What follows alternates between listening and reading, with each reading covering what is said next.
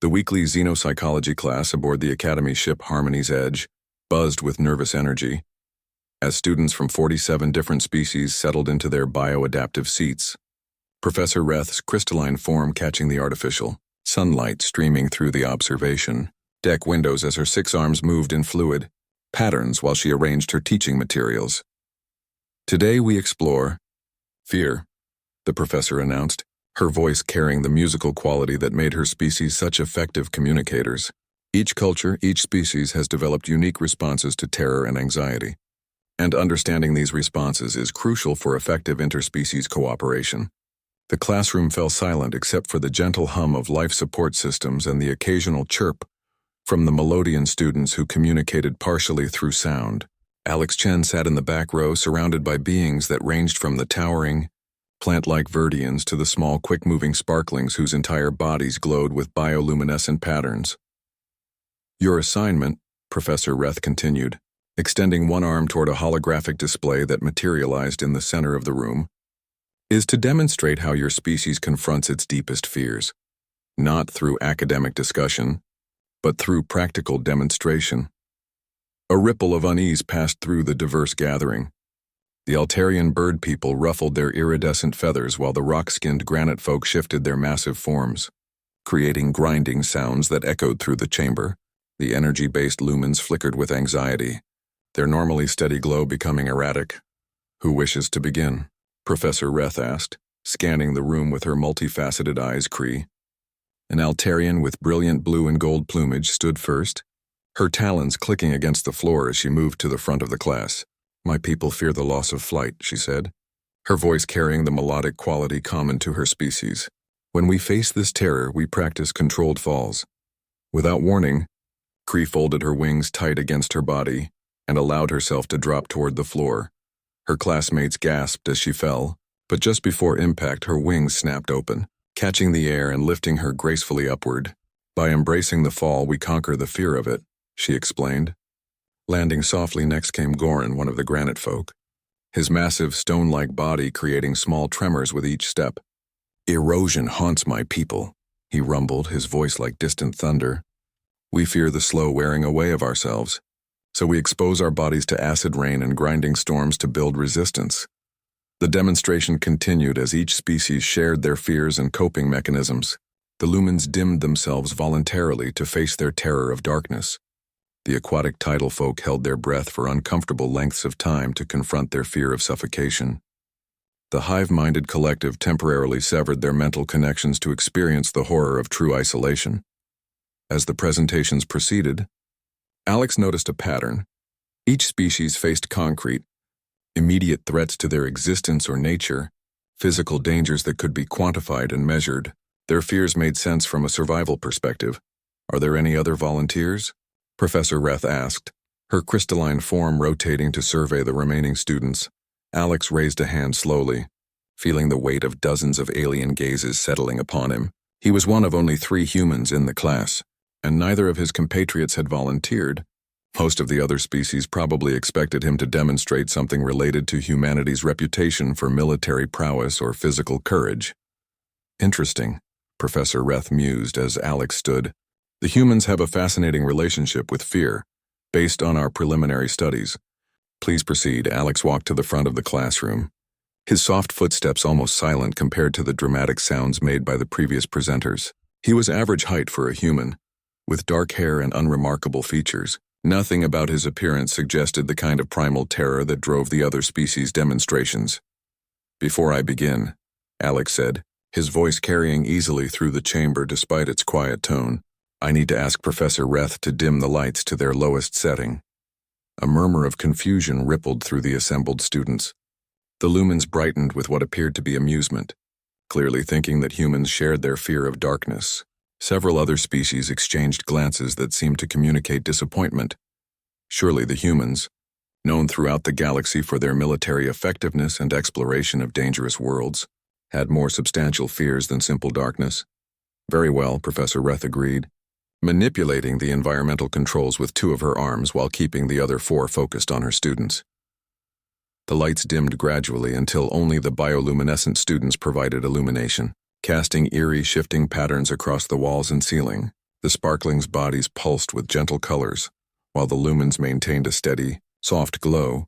Even some of the Verdians activated their natural phosphorescence, creating an otherworldly atmosphere. In this strange twilight, Alex stood calmly at the front of the room, his human form appearing almost ghostly in the alien light. "My species has a unique relationship with fear," he began, his voice taking on a different quality in the darkness. "While other beings face the terrors that threaten their existence, humans have developed something unusual. We create fears that don't actually exist." The confusion in the room was palpable. Several students leaned forward, their natural or artificial light sources creating dancing shadows that seemed to move with lives of their own. The very atmosphere had changed with the dimming of the lights, and Alex was using that change deliberately. "We call them ghost stories," Alex continued. "Tales designed not to educate or inspire, but purely to frighten. Stories about things that go bump in the night, spirits of the dead, and creatures that exist only in imagination. Yet these fictional terrors can make even the bravest human scream." Professor Reth's crystalline form caught and reflected the scattered light from her students, creating prismatic patterns that added to the mysterious atmosphere. "Are you suggesting that humans voluntarily expose themselves to fear for entertainment?" "Exactly," Alex replied, a slight smile playing at the corners of his mouth. "And tonight I'm going to show you how we do it. I'm going to tell you a story that will make you understand why humans aren't afraid of the dark. We're afraid of what might be hiding in it." The silence that followed Alex's introduction stretched like a taut wire through the darkened classroom, broken only by the soft humming of the ship's environmental systems and the occasional rustle as students shifted in their bioadaptive seats. The alien luminescence created an almost hypnotic pattern of moving shadows on the walls, and in this otherworldly atmosphere Alex began to weave his spell. "3 cycles ago," Alex said, his voice dropping to just above a whisper, forcing his audience to strain to hear him, "a salvage crew received a distress beacon from the edge of known space. The signal came from Research Station Omega-7, a facility that had gone silent 6 months earlier." He paused, letting the words sink in while his eyes swept across the assembled beings. The Altarians had unconsciously pulled their wings closer to their bodies, while the granite folk had grown perfectly still, their natural stone-like patience making them ideal listeners for this type of slow-building narrative. "The salvage crew was small," Alex continued. "Just 4 beings. A human captain named Riley, a techno-scout called Dash, a Verdian engineer named Leaf, and their security officer, a warrior class called Stone. They thought it would be a simple operation. Retrieve any valuable equipment, download the research data, and return home." Professor Reth's crystalline form had rotated to face Alex fully, her multifaceted eyes reflecting the dim light. As she observed both the storyteller and his audience, she had studied human psychology but had never witnessed this particular cultural phenomenon in action. But as their ship approached Omega-7, Alex said, his pacing deliberately slow and measured, they realized something was wrong. The station was intact. No signs of battle damage, no hull breaches, no indication of the catastrophic system failures that usually caused research facilities to go silent. The Melodians in the front row were no longer making their characteristic communication chirps. Their musical voices had fallen completely silent as they focused on Alex's words. Even the hyperactive sparklings had dimmed their usual rapid color changes to a slow, steady pulse. "The docking went smoothly," Alex continued. "Too smoothly, automated systems responded perfectly. Atmosphere readings were normal, gravity was stable. Everything functioned exactly as it should on a working station. But when they opened the airlocks and stepped inside, they found the corridors completely empty." He let that image settle in their minds before continuing. "Not empty like an abandoned place, but empty like everyone had simply vanished mid-task. In the cafeteria, meals sat half-finished on tables, the food still warm as if someone had just stepped away for a moment. Personal belongings were scattered in living quarters, books left open, entertainment systems still running, hygiene stations with towels still damp from recent use. The temperature in the classroom seemed to have dropped, though Alex knew it was just psychological. The combination of darkness and his narrative was creating an atmosphere that made everyone more sensitive to their surroundings. Riley split the team to cover more ground, Alex said. Dash went to the main computer core. Leaf headed for the engineering sections. Stone took security and weapons storage, and Riley went to the command center. They maintained radio contact as they explored, but even their voices seemed too loud in the strange silence of the station. Several students had begun to unconsciously group together. The hive-minded collective had moved their individual units closer to each other. While some of the smaller species had positioned themselves near the larger ones, these were beings from advanced civilizations. Yet something primal was responding to Alex's words. Dash was the first to report something odd. Alex continued, his voice taking on a slightly different tone as he quoted the character.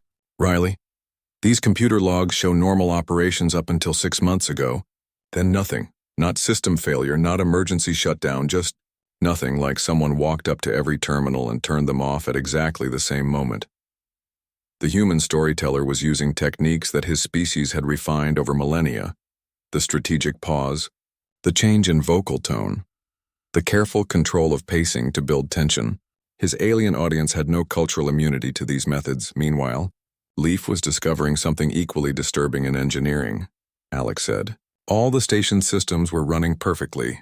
Life support, artificial gravity, power distribution, everything was functioning at optimal levels. But the maintenance logs showed no entries for the past 6 months.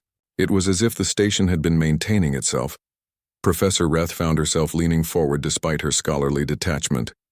She realized that Alex was demonstrating something unprecedented. Fear as entertainment. Terror by choice. Her species had never developed anything like this. Stone's report came next, Alex continued. The security office was pristine, all weapons accounted for. No signs of struggle or panic. The surveillance system had been recording continuously for 6 months, showing empty corridors and vacant rooms. Yet the files for the day everyone disappeared had been erased. The classroom had become a cocoon of focused attention. Even the ship's environmental sounds seemed muted, as if the universe itself was listening to Alex's story. The scattered alien luminescence created perfect conditions for imagination to run wild. As the team worked deeper into the station, Alex said, they began to hear sounds, not mechanical noises from the working systems, but other sounds, footsteps in empty corridors, doors opening and closing with no one to operate them, voices having conversations in languages none of them recognized. He paused again, longer this time, letting the silence stretch until it became almost unbearable. Riley tried to dismiss it as acoustic tricks. Old stations make noise, but when she checked with her team, each of them reported hearing the same things. Footsteps, voices, movement in areas they knew were empty. The story was reaching its first major hook, the point where curiosity would overcome any desire to stop listening. Alex could see it in his audience. They wanted to know what happened next, even as part of them dreaded finding out. Alex allowed the tension to build in the silent classroom before continuing his tale. The alien students were completely absorbed now. Their various forms of communication, chirps, color changes, electromagnetic pulses, had all fallen silent as they focused on the humans' words. Riley decided to gather her team in the main corridor, Alex said, his voice maintaining that carefully controlled tone that somehow made even simple statements feel ominous. But as they made their way to the rendezvous point, each of them began to experience something that defied explanation.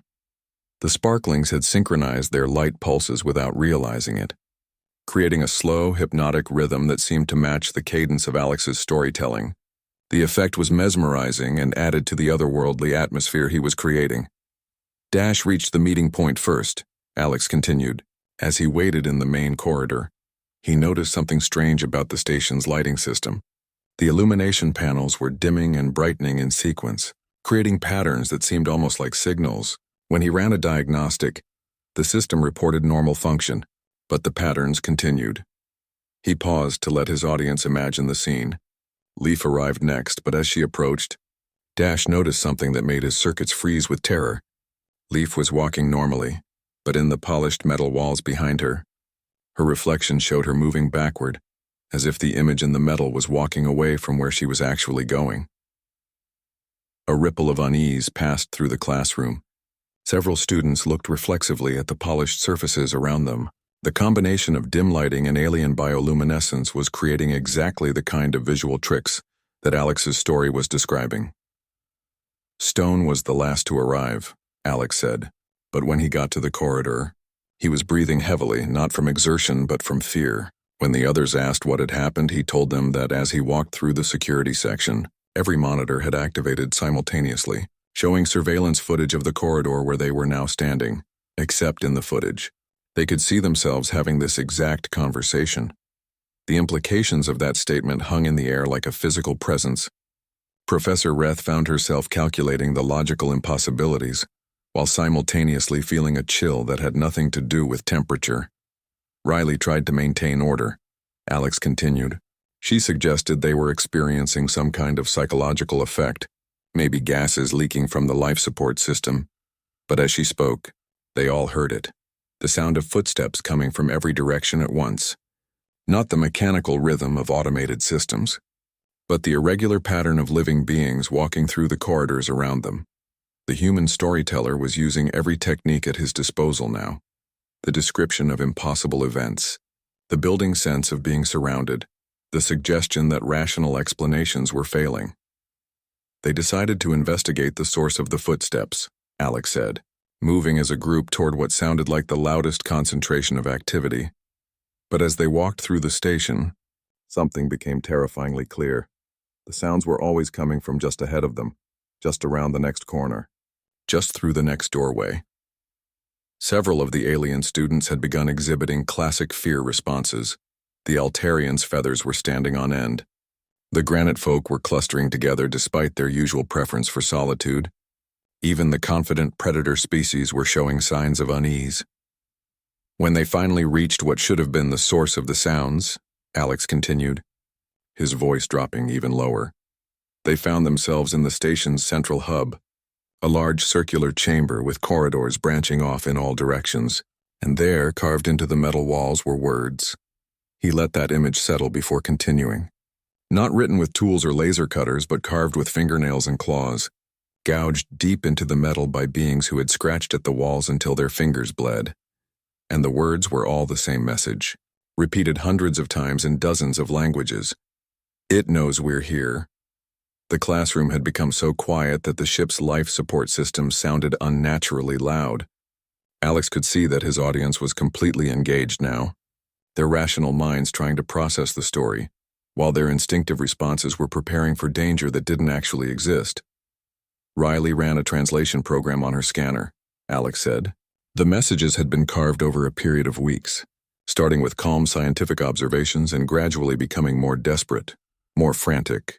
The final messages were barely coherent, warnings about something that watched from the shadows, something that learned by observing, something that was getting stronger. The story was approaching its crucial turning point, the moment where the supernatural elements would become undeniable. Alex could feel his audience's attention like a physical force. As they stood in the central hub reading the carved warnings, Alex continued. The station's lights began to fail, not all at once, but in a pattern that started at the outer corridors and moved inward, like something was approaching through the darkness, consuming the light as it came. He paused for effect, watching as several students unconsciously looked toward the classroom's doorway. They could hear it now, not footsteps anymore, but something else, a sound like breathing, but too deep, too slow, too large to be coming from any creature they knew. The lumens in the classroom had begun to flicker with anxiety, their natural light sources becoming erratic. Dash's sensors were going crazy, Alex said, detecting massive energy readings that didn't match any known technology, readings that suggested something alive, something intelligent, something that had been feeding on the research station's power for 6 months, growing stronger with each passing day. Professor Reth realized that she was witnessing something remarkable. Alex was demonstrating how humans had weaponized their own imagination, creating fear responses to threats that existed only in story, yet felt completely real to the listeners. And then, Alex said, his voice barely above a whisper now, they saw it. The classroom held its collective breath as Alex let the moment stretch, his human form barely visible in the dim alien light. He was a master of timing now, understanding exactly how long to pause before his audience's anticipation became unbearable. At first, they thought it was a shadow, Alex said, his voice carrying a note of dread that seemed to make the very air heavier, something moving in the darkened corridors beyond the central hub. But shadows don't move against the light, and shadows don't have eyes that reflect the emergency illumination like burning stars. Several of the sparklings had unconsciously dimmed their bioluminescence, as if trying to avoid attracting attention from the creature in the story. The effect created even deeper pockets of darkness in the classroom, perfect for imagination to fill with terrors. Stone raised his weapon. Alex continued, but his targeting system couldn't lock onto anything solid. The sensors showed massive energy readings, but nothing with physical mass. It was as if they were facing something that existed between matter and energy, something that belonged to neither category. The human storyteller was building layers of impossibility now, creating a threat that couldn't be fought with conventional means. Riley ordered a retreat to their ship, Alex said, but as they turned to leave the central hub, they discovered that the corridors had changed. He let that statement hang in the air before explaining. The passages they had used to enter the hub were gone, replaced by walls of solid metal. But these weren't illusions. Their scanners confirmed that the station structure had literally rearranged itself, sealing them in with whatever was hunting them. Professor Reth found herself analyzing the psychological techniques Alex was using, the violation of physical laws, the removal of escape routes, the suggestion of intelligence behind the threat. Each element was calculated to trigger deep survival instincts. The breathing sound was getting closer, Alex said, and with it came other noises, the scraping of claws on metal, the whisper of something large moving through spaces too small to contain it, and underneath it all, a sound that froze their blood: laughter. The laughter Alex described wasn't the joyful expression of humor, but something cold and alien, the sound of a predator that enjoyed the fear of its prey. Dash tried to access the station's schematics, Alex continued, hoping to find another way out, but the computer systems were responding to commands they hadn't given, displaying images that made no sense, surveillance footage of empty rooms that showed shadows where none should exist, maintenance records that described repairs to sections of the station that had never been built. The story was now in full supernatural territory. Defying rational explanation while maintaining internal consistency, Leaf attempted to restore the lighting system, Alex said. But as each section brightened, they could see shapes moving just at the edge of visibility, forms that disappeared the moment direct light touched them, but left behind evidence of their presence: claw marks on the walls, footprints in the metal flooring, and always, the sense of being watched. Alex had learned to read his alien audience. He could see the signs of engagement in each species, the way the Altarians' crests had flattened against their skulls, how the granite folk had positioned themselves to protect their softer companions, the manner in which even the energy-based beings had condensed their forms as if seeking protection. Stone noticed something that chilled him to his core, Alex said. The claw marks on the walls weren't random damage. They were forming patterns, symbols that seemed to shift and change when viewed directly, but suggested meaning when seen peripherally. It was as if the entity was trying to communicate, but in a language that bypassed conscious thought and spoke directly to primal fear. The human was demonstrating something his species excelled at: the ability to make the impossible feel inevitable, to create logic for the supernatural that satisfied the mind even while terrifying it. Riley made a desperate decision, Alex continued. She ordered her team to split up again, reasoning that whatever was stalking them seemed to be drawn to groups, but the moment they separated, each of them began to experience something that challenged their understanding of reality itself. He shifted his storytelling technique, describing each team member's experience in turn. Dash found himself in a corridor that stretched impossibly long, his footsteps echoing not just ahead and behind but from above and below, as if he were walking through a space that existed in more dimensions than 3. The sparklings were now pulsing in perfect unison, their synchronized light creating an almost strobe effect that made the shadows dance wildly across the classroom walls. Leaf discovered that the engineering section had become a maze, Alex said. Familiar rooms connected to unfamiliar passages, and in each new area she entered, she found evidence that she had been there before. Tools arranged in patterns she remembered making. Notes written in her own handwriting describing events that hadn't happened yet. Professor Reth realized that Alex was exploring different types of fear: the fear of infinite spaces, the fear of temporal paradox, the fear of losing one's sense of self. Stone's experience was the most terrifying, Alex continued, his voice dropping to almost a whisper. As he moved through the security section, he began encountering other versions of himself, sometimes glimpsed in reflective surfaces, sometimes heard over the radio system, all of them warning him about threats that seemed to be coming from different timelines, different possibilities. The story had become a symphony of dread, each element building on the others to create an overwhelming sense of wrongness. But Riley's experience was the key to understanding what they faced, Alex said, and his audience leaned forward despite themselves, desperate to know but dreading to learn. In the command center, she found the station's final log entry, recorded not 6 months ago, but yesterday. The implications of that statement rippled through the classroom like a physical wave, and the voice on the recording, Alex continued, was her own. Alex paused at the crucial moment, letting the weight of his revelation settle over his audience like a suffocating blanket. The alien students were completely absorbed in the narrative now, their various physiological responses to fear, creating a symphony of nervous energy that filled the darkened classroom. Riley's voice on the recording was older, Alex continued, weathered by months of terror and desperation, and the words she heard herself speaking were a warning. The entity feeds on fear, but it doesn't just consume it. It uses our terror to reshape reality, to create the very horrors we imagine. The human storyteller had reached the climactic revelation of his ghost story, the moment where supernatural mystery gave way to terrible understanding. The research station hadn't been studying deep space phenomena, Alex said. They had been investigating reports of a new type of energy signature, something that existed in the spaces between thoughts, in the gaps where consciousness meets the unknown. Professor Reth found herself completely engaged despite her scholarly detachment. The story had evolved beyond simple entertainment into a sophisticated exploration of how fear could become a creative force. As Riley listened to her own future voice, Alex continued, she began to understand what had happened to the original research team. They had successfully made contact with the entity, but in doing so they had given it access to their minds, to their deepest fears and most vivid nightmares. The classroom was so quiet that individual heartbeats seemed audible, alien and human alike synchronized in their attention to the unfolding horror.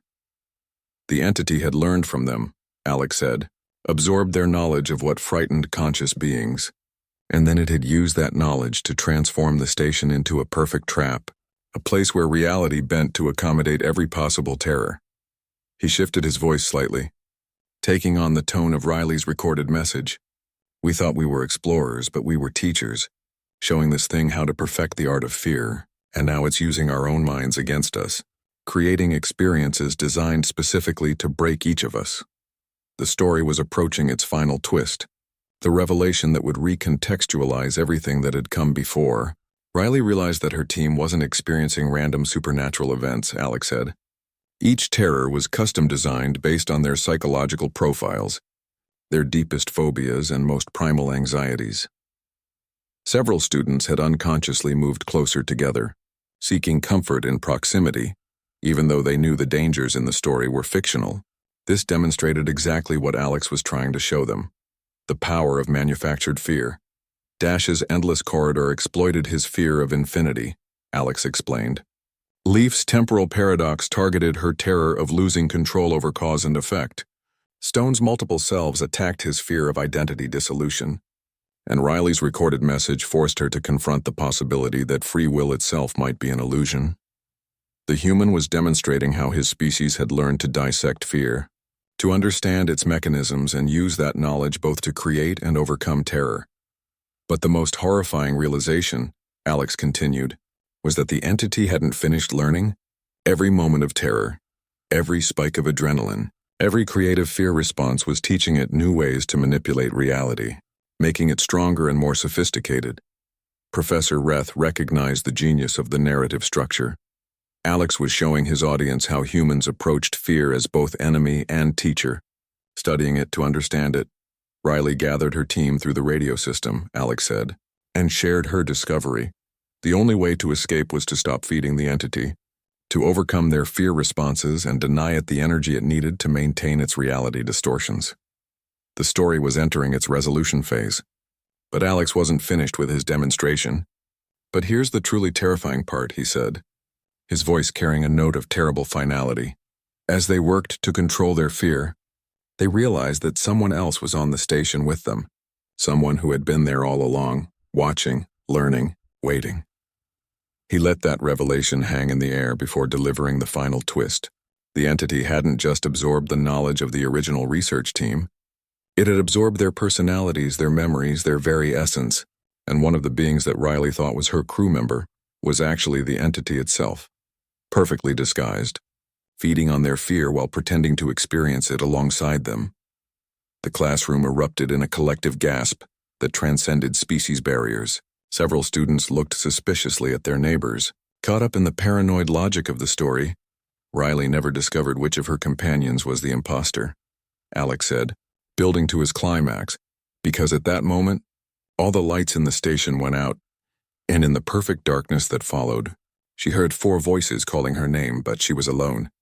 He paused one final time, then spoke in a voice barely above a whisper. The last entry in the station's log was Riley's voice, older and broken, recording a message that ended with these words: "If you're hearing this, don't trust anyone. The entity is still here, still learning, still waiting, and it might be closer than you think." Alex straightened up and smiled at his audience. And that's how humans face fear. We create it, we study it, we use it to entertain ourselves, and in doing so we rob it of its power over us. As if on cue, the classroom lights gradually returned to normal illumination, revealing the faces of Alex's alien audience, many still showing the physiological signs of fear, despite knowing they had just experienced a fictional story. The return of normal lighting to the classroom created a jarring transition from the supernatural atmosphere Alex had crafted to the mundane reality of an academic setting. Yet the effects of his demonstration lingered in the expressions and postures of his alien classmates, many still showing physical signs of the fear response his story had triggered. Professor Reth was the first to speak, her crystalline form catching and refracting the restored illumination as she processed what she had witnessed. "Fascinating," she said, her musical voice carrying notes of genuine amazement. "Alex has demonstrated something unprecedented in our xenopsychological studies, the deliberate cultivation of fear for non-survival purposes." The Altarian Cree ruffled her feathers and spoke up. "I don't understand how your species can voluntarily subject itself to such terror. Among my people, fear serves to warn us of danger and motivate escape or defensive action. But what you just showed us serves no apparent biological function." Alex smiled, recognizing the opportunity to explain one of humanity's most distinctive characteristics. "That's exactly the point," he said. "By regularly exposing ourselves to manufactured fears, through stories, entertainment, controlled experiences, we develop a resistance to actual danger. Our minds learn to function under stress, to think creatively when faced with the impossible." The granite being Goran shifted his massive stone-like form, creating small grinding sounds that indicated deep thought. "So humans practice fear the way we practice resistance to erosion," he rumbled. "You strengthen yourselves through voluntary exposure to what threatens you."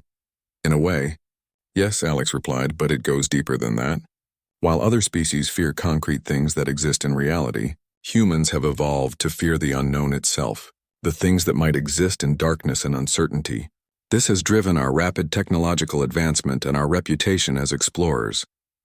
Professor Reth extended 2 of her arms toward a holographic display that materialized above the class, showing psychological analysis charts.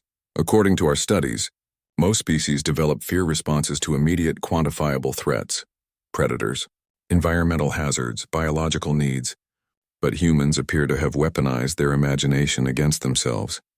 One of the sparklings pulsed with a question pattern, their bioluminescent communication translating through the classroom systems.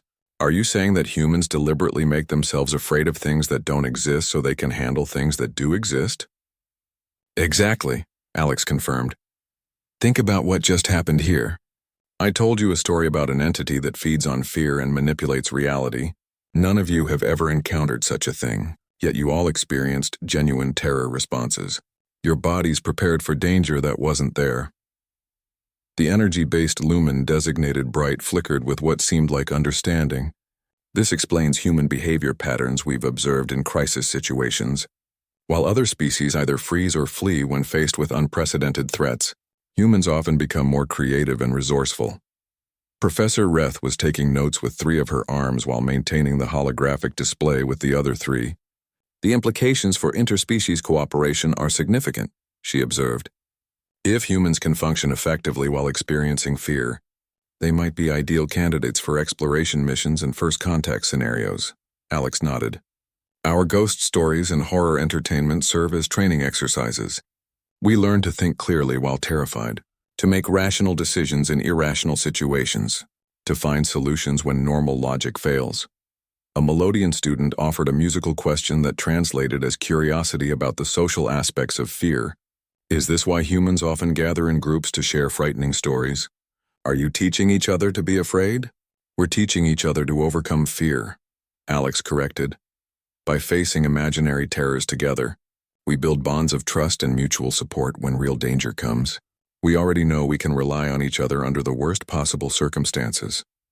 The demonstration was revealing layers of human psychology that had puzzled xenobiologists for decades.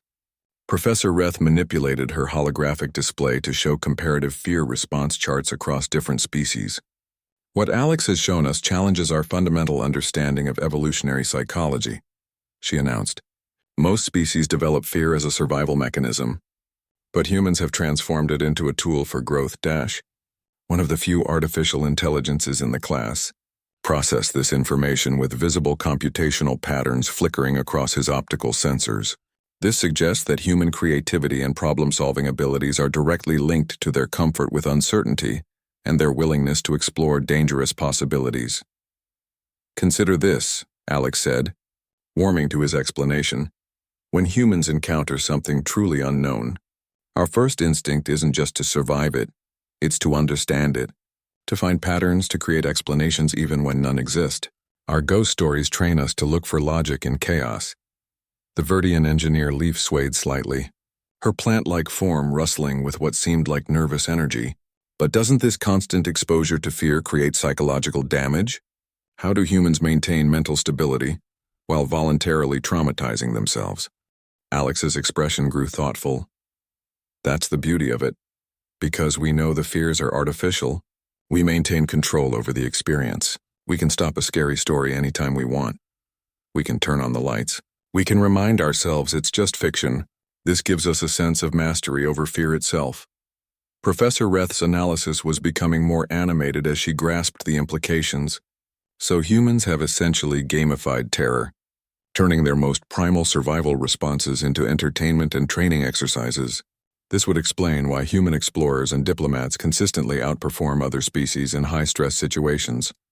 Stone, the security-focused student, had been quietly processing the demonstration. Your story contained several elements that no rational being should find threatening. Impossible physics, supernatural entities, paradoxical situations. Yet we all responded with genuine fear. How does this translate to real-world applications? Perfect question, Alex replied. When humans encounter actual dangers that defy our understanding, new alien technologies, unprecedented natural phenomena, hostile environments, we're already trained to function while confused and terrified. We don't shut down when reality stops making sense. The hive-minded collective units had been communicating among themselves through electromagnetic pulses. Now they spoke in unison. We are beginning to understand why humans adapt so quickly to first contact situations. While other species often experience psychological breakdown when confronting truly alien concepts, humans seem to thrive on cognitive dissonance. Alex nodded enthusiastically. Exactly. Our horror stories prepare us for the impossible. We've imagined every conceivable violation of natural law, every possible threat to sanity and survival. So when we encounter something genuinely unprecedented, we're psychologically ready. Professor Reth was now displaying brain scan comparisons between species, showing how different regions activated during fear responses. The human data shows unusual activity in creative and analytical centers during terror states. Most species show decreased cognitive function under stress, but humans appear to enhance certain mental processes. Fear makes us more human, Alex said simply. It forces us to be creative, cooperative, and resourceful. Our ghost stories aren't just entertainment. They're a form of psychological conditioning that prepares us for an uncertain universe. The classroom had transformed from a place of academic study to a forum for profound cultural exchange. Aliens who had never understood human behavior were beginning to see the logic behind what had seemed like destructive self-torture. Bright. The lumen flickered with what appeared to be admiration. This explains human military effectiveness as well. While other species fight to eliminate threats, humans often fight to understand and overcome them. Your approach to fear training creates warriors who think like scientists, and scientists who think like warriors, Alex added.